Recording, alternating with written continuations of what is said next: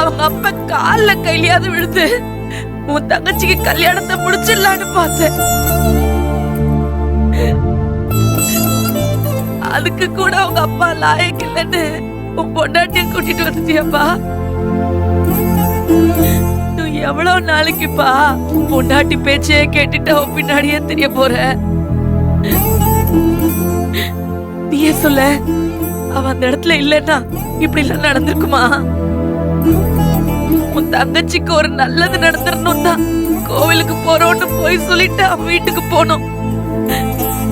ஆனா அதையும் மோப்ப புடிச்சிட்டு கெடுக்க வந்துட்டாலே உன் பொண்டாட்டி. இப்படி நாங்க போற இடமெல்லாம் தேடி வரணுமாப்பா? வீட்டுக்குள்ளதான் நிம்மதி இல்லாம இருக்கேன்.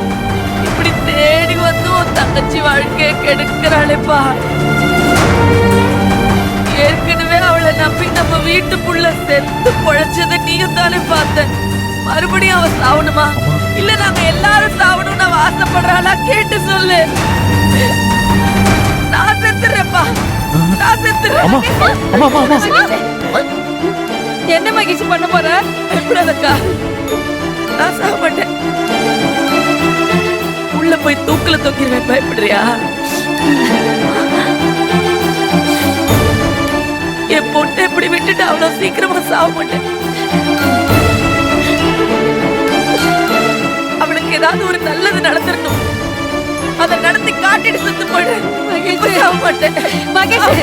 மகேஷ் நெல்லுடி, நீ ஒன்னும் தனியா போவன, நானும் வரேன்டி.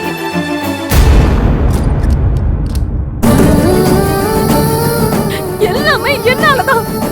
நான் மட்டும் அவனை லவ் பண்ணாம இருந்திருந்தா இது எதுவுமே நடந்திருக்காது. எல்லாமே என்னாலதான். ஸ்ருதி, அழாத. அத்தைக்கு எதுவும் ஆகாது. அவங்க வலியதான் வார்த்தையால சொல்லிட்டு போயிட்டாங்க. அவங்க மேல எனக்கு எந்த கோபமும் இல்லை. அவங்க என்ன புரிஞ்சுக்கிட்டது அவ்வளவுதான்.